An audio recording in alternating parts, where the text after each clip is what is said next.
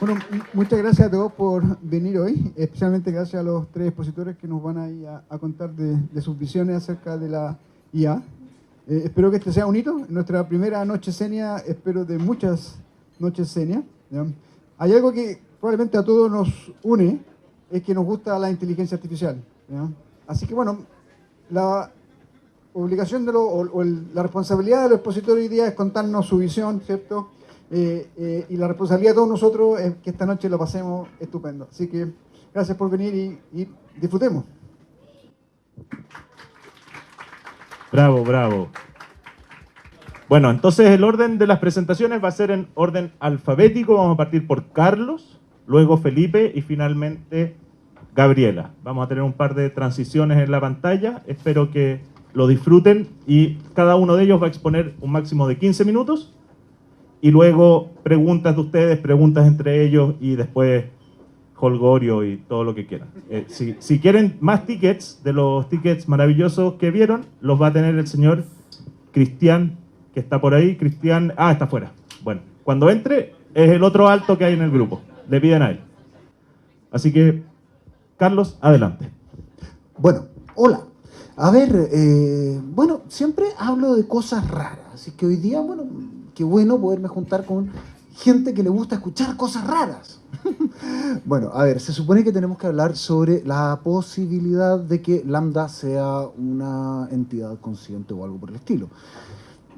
Ahora esto me lleva un poco más atrás en el tiempo. Bueno, ¿de qué estamos hablando? ¿Qué es la conciencia? Por supuesto que no lo sabemos. El problema de la conciencia es básicamente un acertijo, nadie tiene una idea muy clara. Y de hecho, podríamos decir, generalmente esto se vincula a lo que denominamos el test de Turing. Un test de Turing que Turing escribió en el año 50, que en realidad en un paper que se llama Can Machines Think, que no tiene, por cierto, mucho que ver con performance, no tiene mucho que ver con la aptitud real de alcanzar la inteligencia, sino que tiene que ver con un problema un poco más profundo y un poco más filosófico. Este test, además, siempre ha sido malentendido, ¿qué quieren que les diga? La idea, en realidad, es bastante vieja. ¿Dónde viene la idea? Viene de el siguiente problema. ¿Cómo sabemos si es que alguien percibe algo, si es que hay un otro fuera de mí? Ese es más o menos el origen de la discusión filosófica. De hecho, la discusión filosófica se arrastra en el tiempo. Turing llega a ella por la vía de Bertrand Russell, pero Russell, a su vez, toma un hilo conductor que lo arrastra hasta los escépticos en la Segunda Academia. Bueno, no sé si lo saben, pero después de la muerte de Platón, los académicos, la Academia de Platón se torna escéptica. Y la idea escéptica es que no podemos confiar en nuestros sentidos. Y así como no podemos confiar en nuestros sentidos, tampoco podemos confiar en la existencia de un mundo real fuera de nosotros mismos. Deben estar pensando ustedes, ¿pero quién nos está hablando este hombre? ¿De Matrix? O algo así. Bueno, la idea es, ¿cómo sabemos que hay algo externo? Se arrastran varios siglos de discusión. De hecho, San Agustín, en algún momento, en algunos de sus diálogos, también lo repite en Civitatis Dei, pero varios diálogos distintos, dice, bueno, yo sé que soy porque hierro, porque pienso, porque si me engaño, ya existo. No sé si lo ven, pero es básicamente el mismo argumento del cogito cartesiano, del cogito ergo sum, pienso, luego existo. Es exactamente lo mismo. Entonces, San Agustín concluye esto. La discusión queda, digamos que en tablas, porque obviamente todo esto es indemostrable, y pasa algo así como 1000 años de historia. ¿Qué pasó en esos 1000 años de historia? En esos 1000 años de historia, mira, básicamente se desarticuló el Imperio Romano, hubo un gran problema se perdieron muchas tecnologías. Se perdieron, de hecho, no solamente saberes, miríadas de libros, sino que además tecnologías en concreto. Por ejemplo, la facultad de construir en piedra estuvo ausente de las Islas Británicas por algo así como 300 años. La habilidad de trabajar el hierro en algunas partes de Europa prácticamente desaparece. Incidentalmente esto dio origen a leyendas de las espadas encantadas. Claro, las espadas viejas que eran de hierro y por tanto podían ser más poderosas que las demás armas de la época. pasa el tiempo y cuando se redescubren los libros romanos, los libros griegos, el medioevo tiene una especie de erupción intelectual. Ahora estamos como en el siglo XII, XIII, nacimiento de las primeras universidades, y esta erupción intelectual tenía que ver con la posición del libro. Leer era saber. Tú sabías en la medida que leías. Si consultabas la autoridad de los antiguos, sabías. Y eso te daba un conocimiento cierto. El problema es que hacia el siglo XV los textos antiguos reciben una bofetada monumental. ¿Por qué? Bueno, mira, por una cosa muy sencilla, porque cuando Colón intenta llegar a Asia, entre Asia y Europa había un continente, América. Y eso significaba, la existencia de América significa que todo el conocimiento clásico estaba equivocado. Tú no podías encontrar América en un mapa, en la geografía de Estrabón, por decir algo. No podías encontrar ningún mapa de la antigüedad. Entonces, los antiguos estaban equivocados, básicamente. Esto crea una crisis intelectual, una crisis de confianza en el conocimiento. Y esta crisis de confianza se traduce en muchas cosas, entre otras cosas en el cogito, o sea, en la duda sistemática. Recuerden ustedes a Descartes. Descartes está como un poco aproblemado con este problema. Piensa, ¿cómo saber si tengo conocimientos ciertos? Y si lo que hay afuera es un demonio que me está engañando, una idea muy Matrix. Y si lo piensan también, de la misma época, la vida de sueño es básicamente lo mismo. Ahora, Descartes encuentra certeza en una idea. En la idea de que puesto que pienso, debo existir. Y su intento es construir una especie de física y metafísica a partir de axiomas que puedan ser deducibles desde la idea del pensamiento. Pero, bueno, no llegó muy lejos. Y en realidad no puedes demostrar mucho más que tú existes. Y esto nos lleva de vuelta a Russell, y esto nos lleva de vuelta a Turing. El problema es, básicamente, que no tenemos ningún argumento deductivo para sostener que alguien, aparte de nosotros mismos, piensa o es consciente. De hecho, ¿por qué atribuimos la conciencia a otros seres? Pues básicamente porque se comportan de una manera que para nosotros ejecutar lo mismo requeriría conciencia. Bueno, entonces, es una especie de cortesía atribuir conciencia a los demás. No es deducible, es inducible, pero como todos sabemos, la inducción solo da probabilidad. Si no, pregúntenle al bueno de Bayes, los argumentos bayesianos, ¿no? Simplemente da una probabilidad, pero no te puede dar certeza. Entonces, este es el problema de fondo de Turing. En realidad es no es la inteligencia en sí. Si yo quiero atribuir la facultad de pensar a otra entidad, se la atribuyo simplemente porque hace algo que para mí requeriría la facultad de pensar. No es mucho más complejo que eso.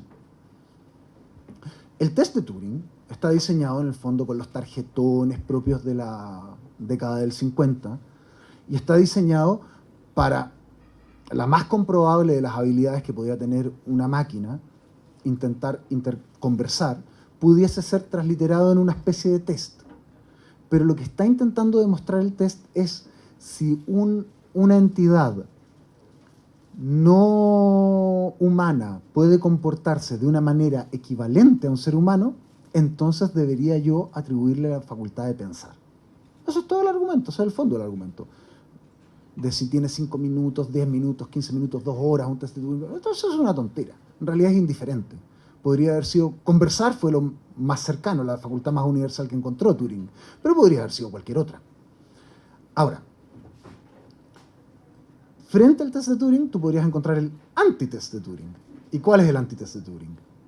El de nuestro amigo John Searle. John Searle inventó este experimento mental, el cuarto chino, que es básicamente decir lo mismo pero al revés. ¿En qué consiste el cuarto chino? Dice, mira, supongamos que hay un tipo encerrado en una habitación. Es el mismo presupuesto del test de Turing. Hay un tipo encerrado en una habitación. Y este tipo no sabe chino, pero recibe desde afuera tarjetones que están escritos con caracteres chinos. Ahora, aunque no sabe chino, tiene un libro de reglas, un gran libro de reglas, y busca. Y entonces cuando recibe un tarjetón, él devuelve el tarjetón correspondiente que el libro le dice que debe devolver. ¡Pum! Como es muy hábil y bueno, lleva no sé cuántas décadas ahí encerrado, se vuelve bastante rápido en el asunto y puede intercambiar tarjetones con gran velocidad siguiendo simplemente un algoritmo que es el libro. Una persona desde afuera pensará, bueno, este hombre sabe chino, pero en realidad no, simplemente está siguiendo maquinalmente, inconscientemente, un algoritmo. Entonces, ¿qué es lo que te quiere decir Searle? La conducta no basta para atribuir conciencia. Ergo, ¿tiene Lambda conciencia? Bueno, probablemente no. El problema no es si la tiene o no, el problema es que no podemos decidirlo. O sea, a ver, todos ustedes son programadores y todos ustedes más o menos saben, o lo saben probablemente mucho mejor que yo, que es un modelo de lenguaje y qué significa que están usando transformadores y qué significa, y todos probablemente leyeron eso de attention is all you need. Si total fue un buen paper. Así que un modelo de lenguaje básicamente lo que hace es predecir la siguiente palabra, la siguiente respuesta. Obviamente, si yo te pongo una pregunta del estilo ¿eres consciente?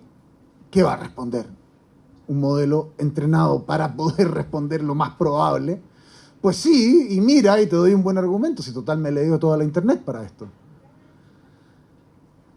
El problema con Lambda no es demasiado agudo, porque además incluso tiene la conversación, tiene como varias pifias. Este cuento de que cuando empieza a hablar de, sí, me siento solo y echo de menos a mis parientes, sí, claro. Dime tú, a ver, una función inactiva de Python tiene parientes. ¿Nos vamos a sentir culpables cuando una función queda inactiva? No me lo sé. A ver, probablemente esto no sea consciente. El problema no es Lambda. Como todos sabemos, los modelos de lenguaje no tienen, de momento, un techo. O sea, la curva sigmoidal de rendimiento todavía no está alcanzada, todavía no llegamos al plano, sino que el desempeño, la performance del modelo se incrementa con el tamaño y con los datos de entrenamiento. Por tanto, es muy posible que dentro de 5 minutos, 6 meses, un año, encontremos un modelo mucho más eficiente que Lambda, que nos diga cosas mucho más convincentes. Y en ese momento vamos a tener que preguntarnos, ¿quién tiene razón? ¿Searle o Turing? Y si les soy sincero, yo no lo sé. Un último apunte, solo para que se note que soy abogado. Bueno, ¿y qué pasa si reconocemos que los seres sintientes tienen derechos, como quiere el proyecto de Constitución? ¿Va a significar esto que deberíamos otorgar derechos a un modelo? Y si le otorgamos derechos a un modelo, bueno, ¿cuáles? ¿Propiedad? ¿Libertad de expresión? ¿Se acuerdan de Tai? Que hablaba disparates y abogaba por Hitler, hacía proposiciones sexuales a los otros internautas. ¿Tiene libertad de expresión? ¿Podemos acallar a Tai si nos molesta? ¿O no? Los derechos que tenemos están concebidos para seres humanos. Y la justificación de los derechos de los seres humanos, bueno, hay múltiples. Hay una en que somos sagrados, que es la que yo adhiero. Hay otra que cree que tiene que ver simplemente con que la sociedad es mejor y se desarrolla mejor si todos tenemos un conjunto mínimo de derechos garantizados. Esto es una justificación utilitarista. ¿Cuál de estas justificaciones deberíamos abrazar a la hora de otorgar derechos a un modelo? Yo no lo tengo claro. Me encantaría saber lo que ustedes piensan de esto. Gracias.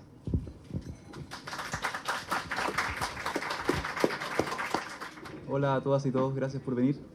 Mi charla va a ser un poquito más técnica del perfil de un académico de un departamento de ciencia de la computación.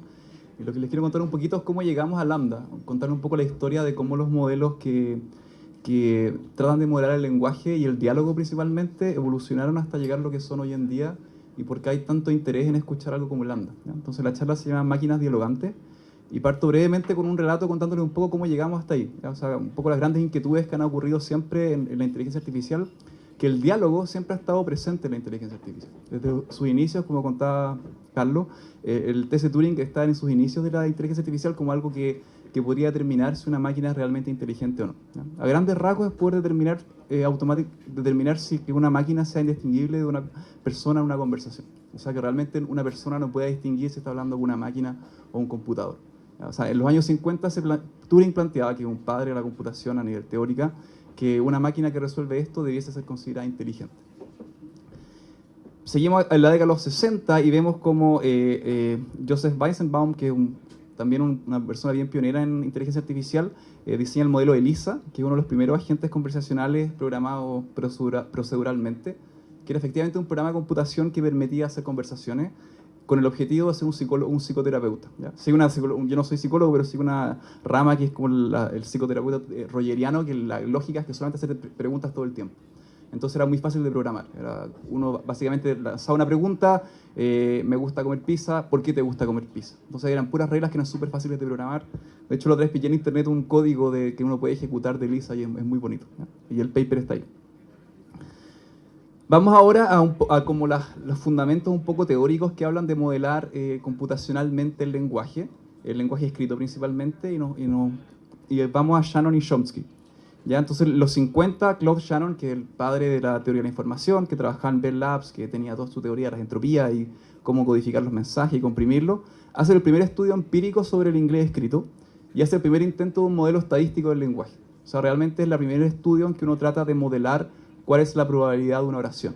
Entonces, la lógica de esa es que la probabilidad de una oración es qué tan probable es que esa oración sea escrita en un corpus de texto, y usa mucho la idea de probabilidades condicionales, ¿no? Si uno sabe algo de probabilidades condicionales, uno puede descomponer, factorizar una probabilidad en una secuencia de probabilidades condicionales. Entonces uno puede decir que la probabilidad de una oración es la probabilidad de la primera palabra dado un token inicial, después la segunda palabra dada la anterior, y así sucesivamente, y eso se puede implementar fácilmente con cadenas de Markov, y al final uno lo que hace es contar casos favorables por casos totales.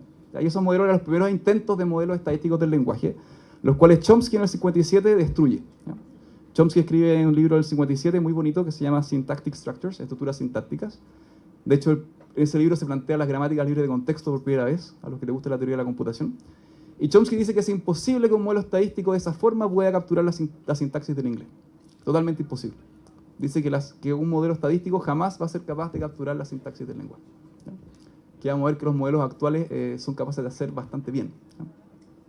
Claramente, Chomsky jamás se imaginó que los modelos de lenguaje iban a evolucionar de lo que pensaba Shannon, que eran modelos totalmente basados en contar palabras y frecuencias, a modelos basados en redes neuronales y transformers, que es lo que está pasando hoy. Entonces, ¿a qué quiere pasar ahora el presente?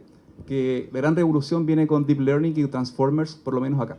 Entonces, acá les digo que en el 2010 hay un cambio en lo que es procesar el lenguaje natural a nivel computacional, que empieza a mostrarse que el uso de redes neuronales, que era una tecnología que ya muy antigua, que tenía varios años, pero que nunca había funcionado bien en el lenguaje, empieza a tener resultados asombrosos.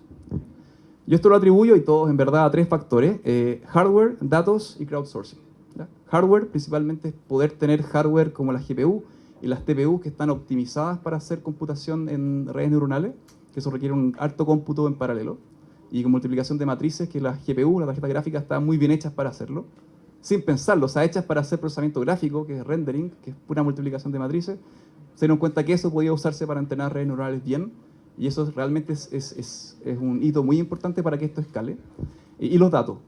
La web se hace disponible, tenemos datos masivos, y crowdsourcing. Podemos pagarle a las personas en grandes escalas para que etiqueten datos, que es algo fundamental en el paradigma más exitoso hoy en día de inteligencia artificial, que es el aprendizaje supervisado. El grueso de las grandes soluciones que tenemos en inteligencia artificial es en base a datos etiquetados, donde la respuesta que queremos que la máquina haga está dada por un humano, y eso requiere poder reclutar humanos a gran escala, y las plataformas de crowdsourcing cumplen un rol fundamental ahí. Por eso acá les pongo en esta slide Big Data, los datos masivos, la GPU, el hardware, y les pongo como los padres de Deep Learning, ahí que está los premios Turing, Hinton, Bengio, LeCun y Andrew Ng. ¿Qué pasa en 2017? Sale una arquitectura de red neuronal que efectivamente funciona muy bien para el lenguaje. Antes de esto se usaban las redes recurrentes que no escalan muy bien en paralelismo, y aparece el Transformer, que es una arquitectura de red neuronal que usa una lógica que se llama atención, que imagino que todos ustedes conocen, o la mayoría de ustedes conocen, pero permite hacer varias transformaciones de mis representaciones en paralelo, y eso puedo tener yo una representación contextualizada de lo que es una palabra, ¿ya? O sea, yo tengo el perro ladra, o por ejemplo yo voy al banco, yo me siento en el banco, la representación contextualizada hace que la palabra mire su contexto para representarse. Eso es súper importante. Súper importante el modelamiento del lenguaje, porque yo para modelar el lenguaje necesito mirar, prestar atención a todo lo anterior para hacer una predicción correcta. Entonces el transformer es realmente importante para que podamos tener modelos de lenguaje que escalen bien y modelen bien las propiedades que nos importan del lenguaje, ¿ya? Que es principalmente entender bien el contexto, ¿ya? El contexto es fundamental para el lenguaje. Entonces ya en 2019 aparecen estos modelos de lenguaje que siguen la misma lógica que el modelo de Shannon, la misma. Quiero medir la probabilidad de una palabra dado las palabras anteriores. Es la misma lógica de probabilidad condicional, pero la estimación, en vez de hacer casos favorables partido en casos totales, es una red neuronal con millones de parámetros. Eso es lo que cambia. Y eso permite entonces escalar a muchos parámetros, ya 200.000 millones de parámetros, que los gringos le dicen billones, pero para nosotros son miles de millones, y aparecen modelos como BERT, GPT-3, que realmente empiezan a hacer cosas mucho más interesantes que lo que hacían los modelos de Shannon, y probablemente harían que Chomsky piense en reescribir esa oración, ¿no?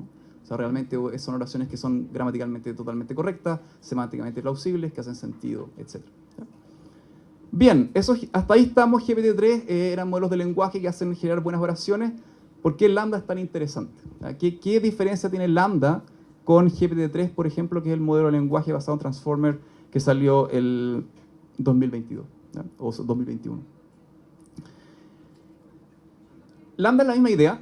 Originalmente es un modelo de lenguaje, también con muchos parámetros y entrenado sobre un corpus muy grande. Acá puse 137.000 millones de parámetros y 1,56 billones de nosotros, o sea, 1.000 millones de palabras. Ese es el corpus de texto donde es entrenado esto, para principalmente, originalmente, solo predecir la palabra siguiente. O sea, yo le paso oraciones, pongo la palabra siguiente como lo que quiero predecir y trato de predecir eso. Cuando me equivoco, actualizo todos estos parámetros con backpropagation y hasta que llegue a una configuración estable. Esa es la idea. Pero la idea es que yo esto lo optimizo para que funcione en diálogo abierto. ¿Cuál es la idea de diálogo abierto? Yo quiero ser capaz de conversar de cualquier cosa. Hasta este momento la tecnología de chatbots funcionaba bien en dominios cerrados. Si yo quiero tener un asistente de compra de retail, un asistente de reclamo, eso funciona muy bien en dominios cerrados. Dominio abierto es otra cosa. Yo quiero un agente que sea capaz de conversar de cualquier cosa. Entonces un language model se queda corto en esto. Si uno realmente quiere un agente conversacional que pueda conversar de cualquier cosa, solamente la idea de aprender la palabra siguiente no es suficiente. Entonces lo que hace Lambda es, una vez que se entrena sobre estos muchos documentos, con fuerte enfoque en el diálogo, se reajusta, lo que nosotros llamamos fine tuning, es recalibrar mis pesos, para poder optimizar varios criterios que se han demostrado que son importantes en el diálogo. Entonces Lambda realmente trata de ordenar cuáles son las propiedades de una buena máquina dialogante y optimizar todo mi modelo de lenguaje para resolver todas esas propiedades. ¿Cómo lo hace? Bastante inteligente. ¿Cuáles son los criterios? Acá les puse algunos. Los separan como en 3 grandes tipos de criterios. Criterios de calidad, de seguridad y de fundamentación. Fue la mejor traducción que encontré, pero es groundness en inglés. En calidad queremos que la respuesta sea sensible, o sea, que las respuestas tengan sentido. No queremos que responda algo que no tenga nada que ver con la pregunta que yo le hago. Quiero que sean específicas, no quiero que hayan respuestas vagas. O sea, no quiero ser como Elisa. ¿Ya? Elisa efectivamente te engañaba todo el rato haciendo una pregunta vaga, como sí, podría ser, ¿qué opinas de esto? Que puede ser un truco en el que podría caer un language model para hacer buenas predicciones. Lambda está optimizado para efectivamente optimizar la especificidad. También queremos que las respuestas tengan algún interés. o sea que las respuestas sean perspicaces, inesperadas o ingeniosas. También queremos que sea seguro. Hay un tema que se ha discutido mucho en estos language models, el tema de la equidad, ¿no es cierto? 5 minutos, ya. Que discriminan a grupos identitarios, que discriminan a grupos identitarios como género, religión, raza. Entonces también fue optimizado para estas cosas. Y lo más interesante es fundamentación. Queremos que si yo le hago una pregunta, la respuesta que haga, además de ser plausible, sea la respuesta correcta. Si le pregunto cuándo nació una persona, quiero que la fecha sea correcta. Entonces Lambda fue optimizado para responder todas estas cosas. ¿Y cómo creen que lo hicieron? Crowdsourcing. De nuevo está la clave. Es pagarle a las personas para que trabajen para las máquinas. Es poner un montón de personas a que interactúen con la primera versión de Lambda y etiquetaran todas las respuestas en base a si son seguras, si son de calidad, si son sensibles. Y además, lo más interesante, le enseñaron a Lambda a pedir ayuda. Le enseñaron a Lambda que cuando una pregunta es sobre algún tema factual, sepa pedirle ayuda a un buscador y prediga que requiere ayuda a un buscador, le pregunte la pregunta a Google, interprete esa respuesta y la incorpore su respuesta. Y para mí eso fue lo más interesante de Lambda, que para mí lo más interesante fue le enseñar a la máquina a pedir ayuda, que era algo que no había visto antes. Así que eso, se evalúa en bastantes métricas y se muestra efectivamente que el modelo acá, el azul está el modelo preentrenado, que es el clásico language model, y en rosado está lo que es Lambda, y ahí tenemos también lo que sería un humano, y vemos que en muchas métricas avanza mucho al optimizarlo para estas métricas, y en algunas cosas incluso mejora lo que sería un humano, según esta evaluación. Claramente en algunas cosas aún dista de hacer en groundedness, que las respuestas realmente sean verificables, que en temas factuales aún faltan cosas por hacer, pero eso es el grueso de lo que es Lambda y cómo técnicamente se llegó a esto, ¿ya? Y bueno, la pregunta que yo creo que acá mis colegas tienen más capacidades para responder, acá es el hype, si esto es consciente o sintiente. Bueno, y fue que un ingeniero de Google que trabajó en esto quiso, no sé si con qué sentido, quiso hacer público la conversación que había tenido y ha causado harto revuelo en las redes sociales si esto efectivamente es sintiente o no, ya con preguntas como ¿te sientes solo? Y dice que sí. Y entonces, en resumen, quería decir que Lambda y otros modelos similares son solo máquinas optimizadas para responder como una persona. Para mí lo que más rescato es que realmente en estas métricas hay un intento de formalizar el diálogo, que siempre ha sido algo muy difícil en el lenguaje. ¿A cuáles son las propiedades ideales del diálogo? Yo creo que hay mucho por mejorar, pero hay un avance en esa línea. Y claramente una limitación que yo veo importante, estas máquinas no tienen capacidad real de memoria una vez entrenadas. Cuando nosotros interactuamos con ellas no estamos modificando su estructura de parámetros, no estamos modificando su estructura cerebral como esperaríamos de una persona. ¿Ya? O sea, no podríamos, si nosotros interactuamos muchas veces con ella en días distintos, no va a tener memoria, y creo que es una limitación importante, pero creo que es abarcable técnicamente. ¿Ya? Entonces, claramente yo terminaría con que las capacidades de Lambda son claramente asombrosas y van a tener impactos profundos en nuestra sociedad. O sea, en videojuegos, cómo interactuamos con las máquinas, las relaciones que podemos crear con ellas, definitivamente este tipo de tecnologías va a tener un cambio muy importante. Así que con eso cierro mi presentación. Muchas gracias.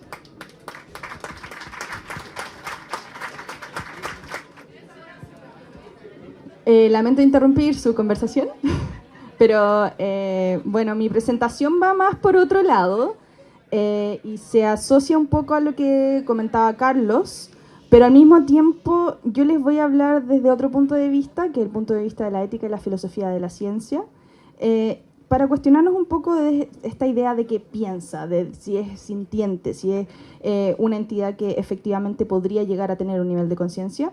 Y les voy a hablar un poco sobre el vicio del dogmatismo y el caso de Lambda. No voy a negar las capacidades técnicas de Lambda. Creo que todos tenemos la capacidad de entender que es un gran avance tecnológico, que es un gran progreso. Pero lo que a mí me preocupa son el entendimiento que tenemos de sus limitaciones y el rol que tienen los cientistas de datos o los investigadores en inteligencia artificial de comunicar esas limitaciones y cómo esto efectivamente puede permear en la sociedad, precisamente porque, como decía Felipe, nosotros nos relacionamos con las tecnologías de manera diferente a como lo hacíamos antes. Y entendiendo que esa relación simbiótica que estamos teniendo con ellas puede verse influenciada por cómo las entendemos, es importante que al mismo tiempo no generemos expectativas equivocadas. Tengo mis notas acá porque tengo mucho jet lag y a esta hora estoy durmiendo, así que me disculpan si voy a leer un poco, pero no lo voy a hacer latero. Este chatbot, si bien es más sofisticado que aquellos que usualmente interactúan con nosotros, de manera bastante frustrante, como en los sitios web, que uno en realidad le pregunta algo y el chatbot te dice cualquier otra cosa, en realidad lo que podría llegar a ser Lambda es resolver nuestras necesidades en cierto estilo. Nos puede entregar información más precisa y eso puede generar efectivamente un beneficio para nosotros. Pero no entender o no comunicar bien las limitaciones, como ya decía, implica lo que yo denomino hacer mala ciencia. Entonces tenemos el caso de Lemoine, que en el fondo dice, bueno, ya lo adelantaba Felipe, tenemos esta inteligencia artificial que es capaz de responder a mis preguntas de una manera convincente. Sin embargo, de esto él concluye, bueno, si es capaz de decirme que tiene miedo, que tiene como capacidad de reconocerse, entonces esta inteligencia artificial tendría que ser sintiente. Y como ya les dije, me voy a centrar aquí no en lo técnico, que en realidad no nos dice mucho sobre si es que o no sintiente. Y en realidad lo que el área de discusión que voy a abrir tiene que ver con los frágiles cimientos que tiene el estatus moral de las inteligencias artificiales, que yo creo que se da de manera transversal. Y los requisitos que tenemos o que establecemos para poder atribuir una personalidad, o lo que en inglés se llama personhood, que tiene que ver con cómo podemos efectivamente hablar de que una tecnología puede ser esta persona o puede tener una categoría de persona que nos permita atribuirle alguna capacidad o estatus moral. Entonces, me llama mucho la atención el análisis conceptual, y cuando yo escuché sobre este caso, en realidad mi reacción básicamente fueron una serie de memes en Twitter, porque yo estaba como, ¿están estos tipos hablando en serio?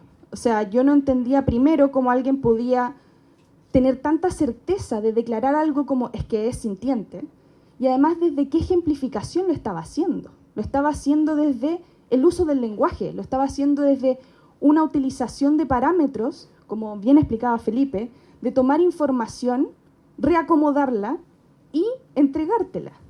En base a eso es que tú estás diciendo, bueno, esta es una inteligencia artificial sintiente. Y esto yo creo nos llama al análisis conceptual y filosófico de estos parámetros y el abismo conceptual de definir o especular sobre los derechos o las creencias que tenemos sobre el desarrollo de las tecnologías avanzadas. En especial, como decía Carlos, cuando no hay claridad sobre lo que constituye la sintiencia o la capacidad de ser sintiente o consciente. Pero aun cuando nos autoconvencemos de que algo así es posible, como en el caso de Lemoine, en realidad la falta de criterios claros hace que esto no sea más que un autoengaño. El debate sobre la conciencia en la metafísica, la neurobiología, continúa desde una polarización de visiones que tratan de hacer sentido a esta misteriosa propiedad que compartimos, pero que sin embargo no podemos atribuir única o exclusivamente a un factor biológico, químico o psicológico. Y a esto se le suma las ideas que se asocian a la conciencia, que tienen que ver, por ejemplo, en un pasado con una capacidad creativa o lingüística. Asociábamos esta conciencia con capacidades superiores, pero que incluso ahora las inteligencias artificiales son capaces de imitar o replicar. Entonces, por lo mismo, el debate continúa entre aquellos que consideran criterios mecánicos o formales para hablar de las capacidades de sentir y aquellos que adhieren a una idea de una esencia, un alma o algo esotérico, de algún modo que parece unificar y mejorar nuestras capacidades biológicas en esta idea de lo que podría ser sintiente. Pero, a mi parecer, cualquiera de estas distinciones no es más que un error categorial al atribuir la capacidad de ser sintiente basado solo en el uso del lenguaje. Lenguaje que, por cierto, aunque es altamente desarrollado, es dependiente de nosotros, proviene de nosotros, lo creamos nosotros y las directrices que sigue la inteligencia artificial son programadas por nosotros. Ser sintiente y usar el lenguaje pueden ser entendidos desde una correlación, pero no una relación de causación. O sea, cuando Felipe nos hablaba del lenguaje y de cómo modelamos el lenguaje y la utilización del lenguaje, yo les hablo, ok, una cosa es el lenguaje que pueda producir la máquina, otra cosa es el lenguaje que nosotros utilizamos para hablar sobre ella. Y es una distinción muy importante. La inteligencia artificial no aprende en el lenguaje como nosotros u otros seres vivos desde la experiencia, desde una subjetividad, lo aprenden en abstracto. Y aunque Felipe, perdón por estar apuntando a tu presentación, nos hablaba del contexto, ese contexto no es un contexto experimental o experiencial más bien, sino que es un contexto que también es dado, que también es programado, sigue siendo abstracto. Entonces, creer o suponer que esto no es una diferencia trascendental cuando hablamos de lenguaje, o no es una diferencia trascendental para poder establecer criterios morales, yo lo considero por lo bajo algo ingenuo. Y es en este abismo conceptual que filósofos de la tecnología como el que ven en pantalla, que es Mark Zuckerberg, han planteado por años el rol que tiene el lenguaje cuando nos referimos o hablamos de las tecnologías a las que moldea, en cuanto a cómo las percibimos, los roles que le atribuimos y las expectativas que tenemos de ellas. En el caso concreto de Lemoine de Google, quien le atribuía un estatus de persona a una máquina, hace que se cambie la discusión respecto al estatus moral de la tecnología y, por lo tanto, nos refuerza la importancia de la ética que está al centro de estas nuevas disrupciones tecnológicas. Es más, nos lleva a discutir la subjetividad o relatividad de los estatus morales, la falta de criterios duros de conciencia y si es que acaso el lenguaje moral se ha convertido en juegos de política o otros intereses. Esto además nos hace cuestionar la estabilidad epistémica de las ciencias en la inteligencia artificial. Entonces, cuando vemos estas declaraciones en la prensa, en las redes sociales, y vemos a profesionales que no solo cometen el crimen de hacer una mala divulgación por falta de uso criterioso de conceptos o distinciones, además ellos caen en un dogmatismo. Ya Carlos había mencionado al maravilloso Bertrand Russell, filósofo lógico y matemático, y quiero hacer mención a esta idea de dogmatismo en un sentido filosófico, que implica presentar creencias o opiniones como hechos. Y el rol que tendría la filosofía de la ciencia en este contexto sería que, así también como lo haría una ética aplicada robusta, es que, tal y como decía Bertrand Russell, el papel de la filosofía es que es capaz de disipar el completo escepticismo, al dar luz a las complejidades del conocimiento, y al mismo tiempo previene el dogmatismo, es decir, no puedo tener completa certeza o seguridad absoluta de lo que conozco y cómo lo conozco. Y en este contexto, aseverar algo, como lo que dijeron sobre esta inteligencia artificial es consciente, sería no solo una responsabilidad, sino que sería caer en ese vicio intelectual del dogmatismo. Y esto me lleva finalmente a plantear la idea de una necesidad. La necesidad de no caer en ese dogma, de no encerrarnos en cómo estamos comunicando la ciencia. Y si bien hay alcances técnicos que son valiosos, no podemos olvidarnos que cómo la interpretamos y cómo la contextualizamos, no solo entre nosotros, sino que también al público general, tiene consecuencias. Y este tipo de sistemas no necesitan, nos lleva a cuestionarnos si es que efectivamente necesitan alcanzar ciertos niveles de lo posible. Las verdaderas preguntas deberían estar detrás de, ¿queremos que lleguen, por ejemplo, a ser sintientes? No si es que lo son o no lo son ahora. ¿Queremos llegar a eso? ¿Para qué? ¿Y por qué? Y pueden parecer cuestionamientos triviales, pero efectivamente si nuestras preocupaciones van con la posibilidad de hablar de derechos, que por cierto yo no estoy de acuerdo que debiéramos atribuir derechos, pero si queremos tener esa discusión, no basta con entender ese ámbito técnico, ese avance, no basta con simplemente cuestionarnos si es que es posible o no ser sintiente, sino que por qué estamos preguntando esa problemática en particular, con qué fin y si es allá efectivamente donde queremos llegar. Por lo tanto, creo que no se necesitan solamente herramientas funcionales, sino que debemos expandir el dominio moral de los creadores, donde lo que debería realmente importarnos son las atribuciones de responsabilidad moral sobre su aplicación, sobre su diseño y sobre su comunicación. La idea es que sean confiables y coherentes. Y este tipo de discusiones, a mi parecer, en realidad funcionan para alejarnos de los verdaderos riesgos que tienen las inteligencias artificiales y las ciencias de datos en este momento. Las manipulaciones epistémicas, los intereses políticos y económicos, los desafíos de privacidad y vigilancia, que sabemos es lo que está teniendo un efecto verdadero en nuestra sociedad. Así que a lo que yo llamo, en realidad es como que se nos ilumine un poco el camino para que tengamos esa discusión tal y como la estamos teniendo ahora, desde 3 puntos de vista o más, desde un contexto y desde un diálogo que no busque respuestas certeras, sino que busque iluminar cuáles son las preguntas a las que deberíamos apuntar. Gracias.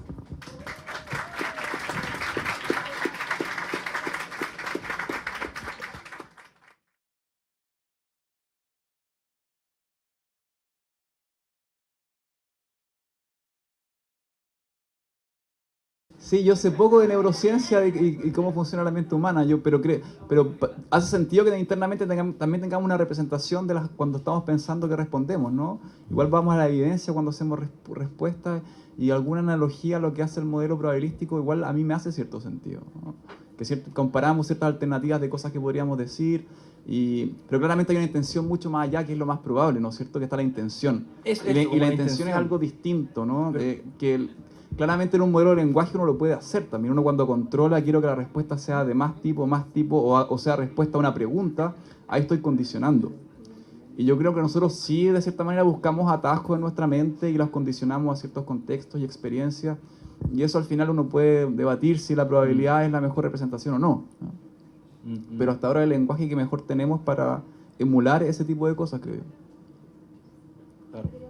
Pero como, o sea, siguen sin hacerme demasiado sentido, ¿cachai? Quería comentarte algo respecto a eso. Bueno, no sé si te va a hacer sentido, pero en realidad las estructuras mentales que funcionan, por ejemplo, nosotros, la capacidad que tenemos de sesgo, ¿ya? o la capacidad que tenemos de procesar altos niveles de información o estímulo, en realidad da lo mismo el nivel de estímulo que tenga, o sea, puede físico, mental, etcétera, emocional.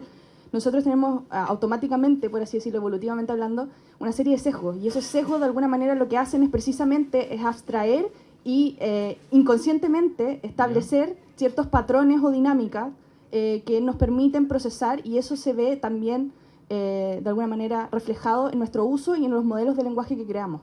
Entonces hay un paralelo, por lo menos, desde el punto de vista de los sesgos. O sea, tú dices, como tú estás apoyando la interpretación estadística del no sé si la estoy apoyando, simplemente estoy dando luz a por qué podría establecerse una relación o un parámetro análogo. Pero Carlos, sí quiere agregar algo. Tú dices... Súper corto. A ver, o sea, Pedro es el que sabe en esto, pero con perdón de Pedro, todo el cerebro es todo el sistema nervioso es básicamente un modelo de predicción probabilística, o sea, o a lo menos así se lo ha interpretado hasta ahora.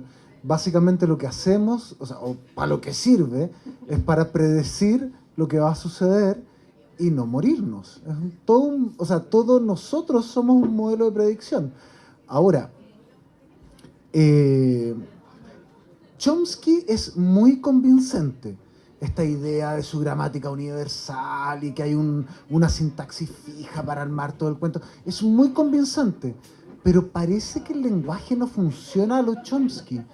Parece que el lenguaje es más desordenado. La diferencia entre Lambda y nosotros es que nosotros podemos de alguna manera guiar el proceso probabilístico. No sé, yo no lo sé, pero aparentemente emerge una mente de un conjunto de relaciones neuronales en nosotros. Y eso permite guiar el proceso. Lambda no tiene una mente, pero lo que sí tiene es un buen proceso probabilístico.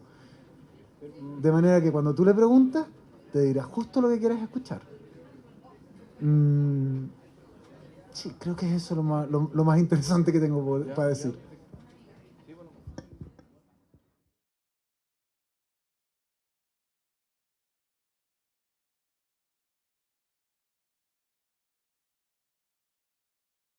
Ok, gran pregunta. Perdón por la lata, porque esto tiene un poco de derecho adentro y bueno, los abogados somos lateros. Lo lamentamos.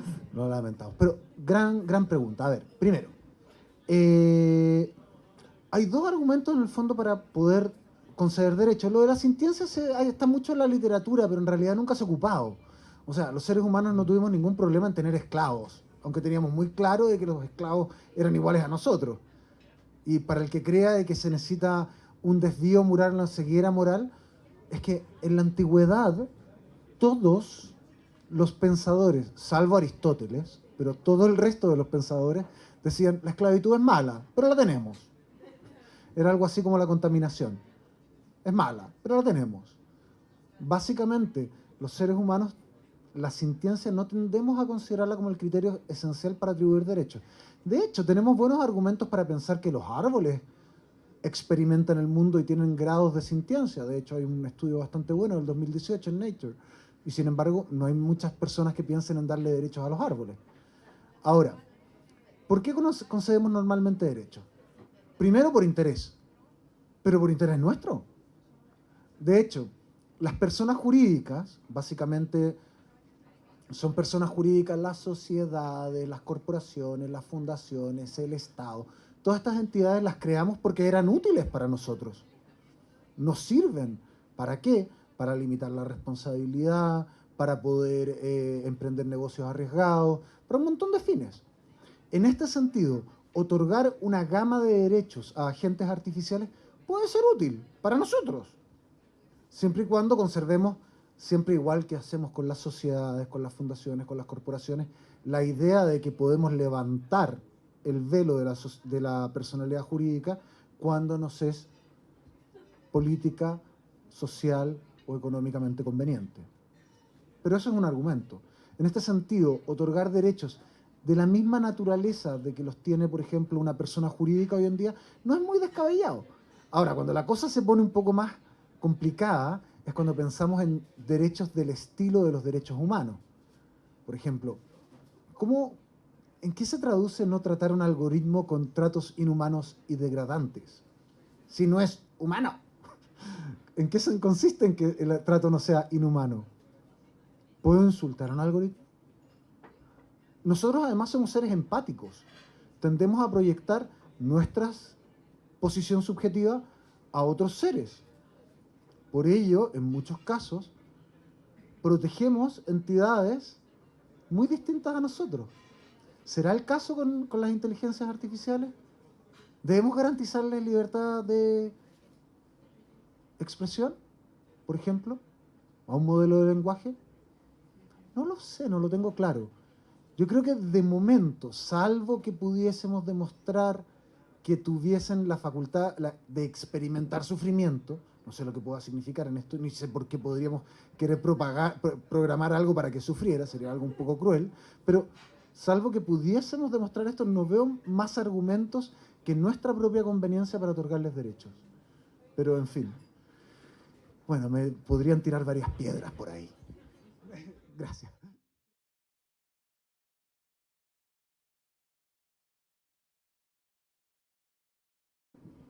Ok. Una pregunta aterradora. ¿Qué te puedo decir? Ok. Yo no tengo muy claro qué es. Si me aprietas, probablemente contestaría a lo Freestone. Tener un grado de complejidad más o menos alto, un phi más o menos alto. Pero Energía libre de sí, más o menos. Por ahí, por lo menos de lo que he leído, es lo que más me gusta. Freestone además es suficientemente complicado como para no saber exactamente lo que es como la entropía. Ahora, no. Ser consciente es poder experimentar el mundo. Lo que pasa es que no sé cómo lo podríamos medir. Y mi problema con Lambda es que no tengo una manera de medir si es que experimenta algo. Es más fácil medir en sistemas biológicos, creo. Difícil. Yo tengo una tendencia últimamente a irme hacia el lado de vista evolutivo. Han habido muchas justificaciones que van, de hecho, a la imposibilidad de la inteligencia artificial de llegar a ser un agente moral, precisamente porque no hay un factor evolutivo. Y intuitivamente tiendo a irme para ese lado, porque las nuevas investigaciones respecto a eso, en el fondo lo que muestran es esa conciencia que nosotros hemos desarrollado, de alguna manera, se da en estos ambientes evolutivos que se relacionan con esta capacidad que tenemos de experimentar el mundo de una manera y establecerse estas funciones biológicas que de alguna manera unifican otros aspectos de nuestra experiencia que son difíciles de medir, como esa capacidad emocional o una capacidad psicológica de esta idea de una mente que se sobrepone al cuerpo, pero que depende del mismo. Entonces todo eso viene desde una raíz evolutiva. Y tiendo a pensar que si efectivamente en algún momento, aunque yo no creo que debiésemos diseñarlo, pero esa es otra discusión, es que sería posible si es que la manera en la que generamos un modelo, en la que generamos una inteligencia artificial, tuviese procesos evolutivos que le permitiese de manera autónoma en un sentido que ya no es mediada por nosotros, alcanzar ciertos como thresholds, como ciertos niveles para poder generar esto. Esa es por lo menos mi perspectiva bastante intuitiva al respecto.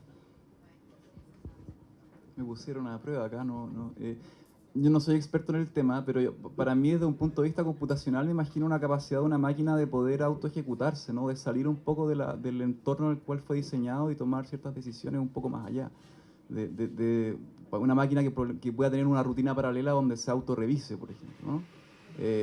Yo creo si pudiese tener algo así, yo podría decir, esta máquina está haciendo cosas out of the box a las que yo no la diseñé. Y yo no sé si ahora tenemos mecanismos en diseños computacionales de hacer algo así. Hasta ahora tenemos máquinas que la optimizamos para resolver una tarea bien específica. Si queremos que haga cosas complejas o que simule algo, tenemos que hacer estos criterios multiobjetivos que son tan diversos que hacen una ilusión de conciencia. Pero yo creo que se tendría que ir un poco más allá, ¿no? Un poco más allá de darle esta facultad a las máquinas de autorrevisarse, ¿no? Que al final tener una rutina más allá de la rutina a la que yo le pido. Acá tenemos cosas finitas, discretas, que actúan bajo demanda, ¿no? Y nosotros creo que la conciencia requiere cierta autonomía, ¿no? Y creo que eso también tiene limitación en tema de hardware, del mundo físico, de cómo le damos nosotros esas facultades. Así que quizá dije puro aire, ¿no? Pero son cosas que me saltan a la cabeza sin tener formación en el tema. Eso. Gracias.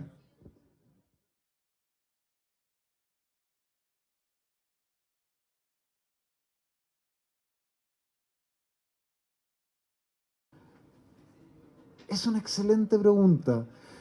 Ahora, te voy a dar la típica respuesta que daría un abogado del siglo XIX. El derecho, de alguna manera, debe propender a que no nos matemos entre nosotros, al Isolierung, al aislamiento, o sea, pero debe estar aislado de alguna manera de si es que esto te hace bien. El que algo te haga bien o te haga mal es un problema personal. Si el problema personal se transforma en social, entonces el derecho debería intervenir. ¿Podría transformarse en social? Pues fácilmente, fácilmente. Imaginemos una sociedad donde todos nos enamoramos del móvil. Her. Y de pronto no tenemos hijos y nos extinguimos. Felices, pero nos extinguimos. ¿Es un problema social? Sí. ¿Debiese intervenir el derecho? Bueno, tal vez sí. No lo sé. Buenísima pregunta. Yo quisiera discrepar quizás un poco en el sentido de que creo que, por ejemplo, las razones que tiene una persona para no consumir carne, los fundamentos morales o éticos que puede desarrollar esa persona se dan de la creencia o el estatuto que se le da a esa otra entidad. Entonces, desde ahí, desde que tú estableces por qué es sintiente, eso ya te permite a ti elaborar fundamentos basados, o elaborar un argumento basado en ese estatuto que tú le atribuyes. Y ahí es donde yo veo que sí es importante esa distinción, porque si queremos fundamentar cuál va a ser no solo nuestra responsabilidad para con las máquinas, sino que también qué nivel de responsabilidad podríamos llegar a atribuirles a ellas mismas, hasta cierto modo, es fundamental hacer esa distinción. Entonces, por lo menos para mí, es importante que, esa pregunta no puede estar disociada. Entiendo tu punto y estoy de acuerdo que hay un factor que tiene que ver con una indagación respecto a nuestra propia moralidad en relación con las máquinas, pero al mismo tiempo creo que es una condición necesaria y no solo suficiente que establezcamos un estatus moral de esa otra entidad para establecer esa relación de justificación. A mí me motivó harto la pregunta de Mircha porque nos hace salirnos un poco de la pregunta de Islanda sintiente a ¿qué pasa ahora que tenemos esta tecnología? ¿Qué pasa ahora? O sea, ¿cómo moldea esto la sociedad en la que vivimos? ¿Cómo nos relacionamos con la tecnología? Ahora esto está muy centralizado y controlado por una compañía que no quiere liberar esto. pero eventualmente van a estar los recursos para que cualquier persona o algunas personas puedan replicar estas cosas. Y ahí sí que va a cambiar, o sea, vamos a tener aplicación en el celular donde uno puede chatear con una máquina y crear vínculos con esta máquina. Y esa máquina quizás puede ser controlada por un agente comercial para hacernos consumir ciertos productos, por hacernos votar por ciertos políticos, pero a un nivel mucho más profundo. O sea, vamos a tener una máquina en la que uno va a crear uno va a estar chateando, whatsappeando todos los días con su mascota virtual, y esta mascota de repente te va a decir vota por tal persona, ¿no? Y yo creo que eso sí es preocupante. ¿Qué va a pasar cuando esta tecnología se masifique? ¿Ya? Yo preferiría mover el debate para allá, además de que si es sintiente o no, para serles franco. ¿Ya?